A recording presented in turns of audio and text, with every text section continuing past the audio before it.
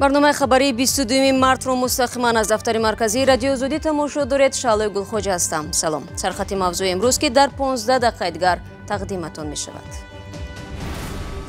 از حد وکالت بیرون رفت. وزارت کارهای داخلی تاجیکستان افسر میلیسا را برای لطوکوبی زن در مرکز دوشنبه از کار آزاد کرد. وابسته از این حادثه که شدگی چی مشکلاتی با کارمندان میلیسا شدگی آورده و این حال در تحت آباد قرار داد. نورسولتان یا استانا پلیس قزاقستان مخالفان تغییر نام پایتخت این کشور را بازداشت نمود. قانون درباره عوض کردن نام استانا تصویب شد. در بزم وطن آی بیا جای تو خالی است و یا نوروز بعضی مادران توجیک امسال نیز با یاد فرزندان رهدورشان میگذرد. فقط جای او خالیه. ای خداوند بزرگ مهربان همیشه دعا گوییم برای همه مهاجرا که او را ساق سلامت نگهبان باشه. لطوکوبی زنی از سوی کارمند میلیسا در مرکز دوشنبه و در مظهر آن با از کار آزاد شدن این افسر انجامید. حادثه صبح روز گذشته رخ داد و نوار آن در حال به شبکه‌های اجتماعی راه یافت. در نوار جنجال برانگیز دیده می شود که چگونه کارمند میلیسا به سر و روی زن شپاتی میزند. طبیبان در صحبت با رادیو آزادی گفتند که این زن بیماری روحی است، اما وزارت کارهای داخلی میگوید این زن مست بود. شادمان یتیم و مولا رجب یوسفی در جستجوی حقیقت شدند. مدینه شمسова ساکنه 33 ساله ترسونزاده در اینجا در شفاخانه گرفتاران بیماری روحی در ناحیه رودکی ثبت نام شده است. طبیبان میگویند او را 3 سال پیش برای معالجه آوردند و ثبت نام کردند و هرگاه که بیماریش خروج کرد تبابت میگیرد. با گفته طبیبان بیماری مدینه شمسова گاه خروج میکند و درمان دارد. خب شمس مدینه در بیمارخانه ما یک چند مرتبه بستری گشتگی با اختلال رفتار در نتیجه استفاده مشروبات اسپریتی. خب این زمان خیلی حالت رویش خوب است. انا نوبسته از این حادثه که شدگی چی مشکلاتی با کارمندان میلیسا شدگی آورده و این حال در تحت آباد قرار دارد و معاینه قرار دارد. نام مدینه شمسова که به دلایل اخلاقی سیمایش را نشانه می‌دهیم، بعد لطوکوبی او از طرف کارمند میلیسا ورد زبان کاربران شبکه‌های اجتماعی شد. روز 21 مارت در فیسبوک ویدیویی نشر شد که نشان می‌دهد چگونه مأمور میلیسا او را میزند و مدینه فریاد میکشد.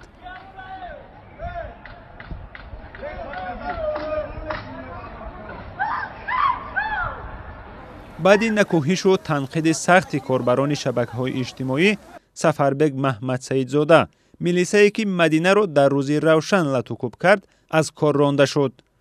وزارت امور داخلی گفت همچنین رهبران این افسر که در واحد مخصوص کار میکرد برای درست به راه نگذاشتن کارهای انتظامی در بین کارمندان تنبیه و جزای انتظامی گرفتند. مقامات نگفتند که نسبت به سفربگ محمد سیدزاده باز چه چاره دیگر می‌بینند. بر رادیوی آزادی میسر نشد با نزدیکان دختر و سفربگ محمد سیدزاده صحبت کند. پدر مدینه شمسова در ناحیه رودکی زندگی می‌کند و تلاش ما برای پیدا کردن آنها نتیجه نداد. این دختر هرچند در دهه راحتی ناحیه رودکی ثبت نام شده است، ولی با مادرش در شهر ترسونزاده زندگی می‌کند.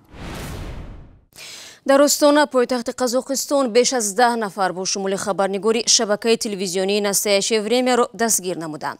سویتلانا گلوشکووا بعد 3 ساعت آزاد شد، اما نواربردار این تلویزیون به هنگام بازداشت از پایش ضرب خورده در بیمارستان است.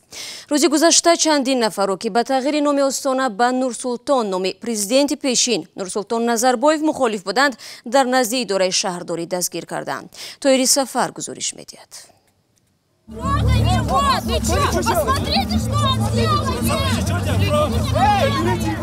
دعوا و کشمکش تظاهرگران با ماموران پلیس در استانا. روز 21 مارت تقریباً 20 نفر از ساکنان شهر به نشان اعتراض از تغییر نام استانا به اینجا آمدند. آنها نمیخواهند که شهر نام نورسولتان را بگیرد. تظاهرات در نزد شهرداری استانا صورت گرفت ولی دیر دوام نکرد. افسران پلیس آمده همه تظاهرگران را بردند ولی معلوم نیست بر ضد آنها چی اتهام اعلان می شود. نورسلطان نظربایف که تقریبا 30 سال رهبری قزاقستان بود، روزی 19 مارس غیر انتظار از مقامش استعفا داد. اما عضو شورای امنیت قزاقستان و رئیس حزب نوراتن میماند. قاسم جامد توقیف رئیس پارلمان که به حیث رئیس جمهوری موقت روزی 20 مارس سوگند یاد کرد، در پارلمان پیشنهاد داد که پایتخت قزاقستان نورسلطان نام گذاشته شود. پیشنهادی که همان لحظه قبول شد.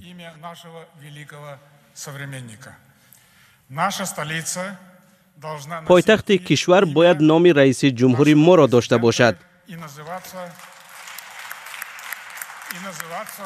و باید نورسلطان نام بگیرد. اما 40,000 نفر از شهروندان قزاقستان با امضای مراجعت نامه خواستند نام آستانه تغییر نیابد. شهر مذکور در 60 سال اخیر 4 مراتب تغییر نام کرده است. آن تا سال 1961 اکمالینسک بود، سپس تسلینوگراد شد. بعد دست یافتن قزاقستان به استقلال آن را آقمالا نام نهادند. سال 1997 وقتی پایتخت قزاقستان از الماتا به آقمالا کوچید، آن را به آستانه تبدیل دادند.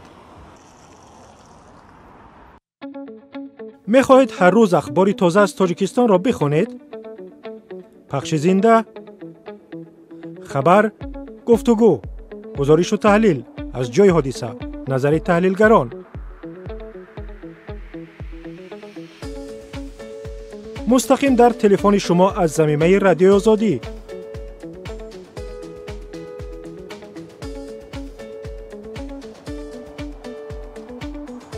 در بخش جستجو رادیو آزادی نویسید. یافتید دکمه گت یا اینستال را پخش کنید.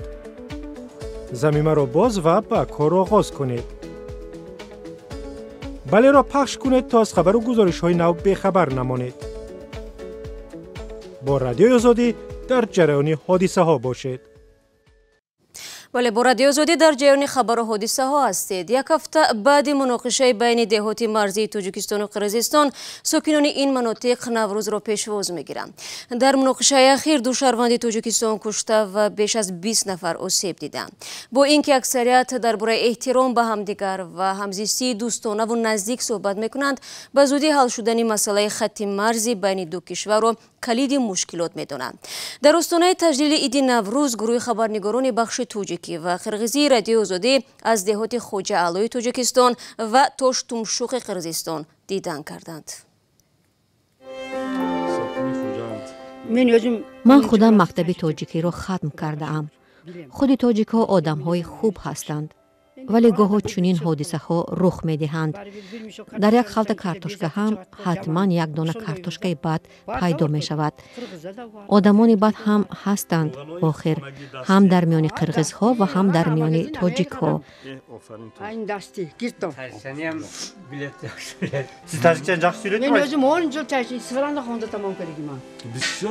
بسیار خوشم میزنی.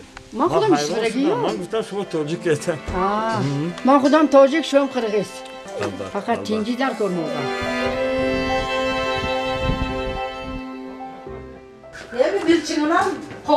یک پیاله سومالک گرفته همسایه ها را ضیافت میکنم. خدا را شکر پسر و دختر دارم. بسم الله. الها همه چیز خوب باشد و تینجی و امانی. پیش از همه به مردممان صلح و آرامی و برکت آرزو میکنم. از خداوند میخواهم که هیچ کس را از برده نانش بی نصیب نکند. من شون یلدin qatarında bal vermem Xudaya şu yer işi tamam bolsa eken, den solukta bolsa eken.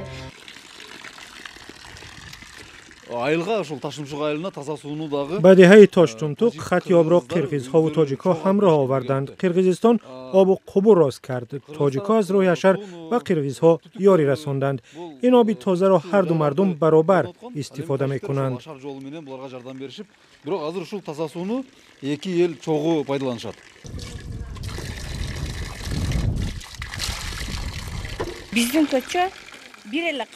در این کوچه تنها ما قرقیز هستیم.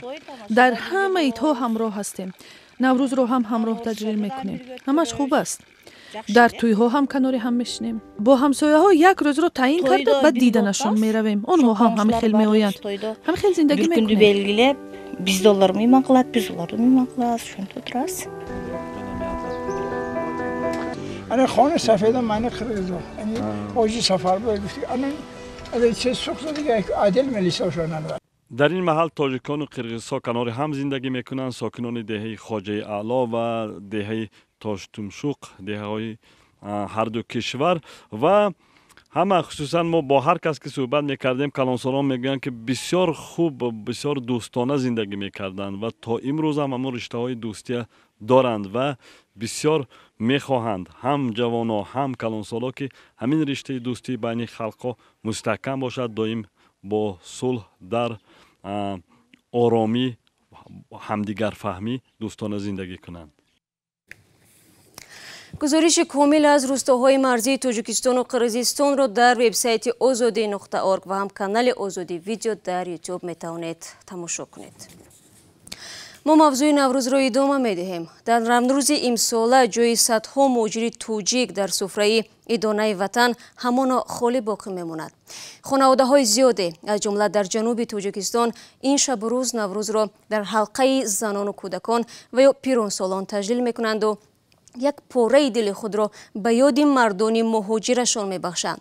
مادران و همسران میگویند اگر در تاجیکستان کار و درآمد بود هیچگاه نزدیکانشان را به مکانهای دور برای کار نمیفرستادند، چون همین غربت سالهاست که فرزندان را از بر مادران دور کرده و بعضی مردان خانواده همسر و کودکانشان را به باد فراموشی سپاریدند. ایدی نوروزی فاطمه واحدова به محفل نوروزی دعوت شده است، اما هدف از تشریفش دیگر است. فرزندامون در همیشه در برمون باشن خدا جان.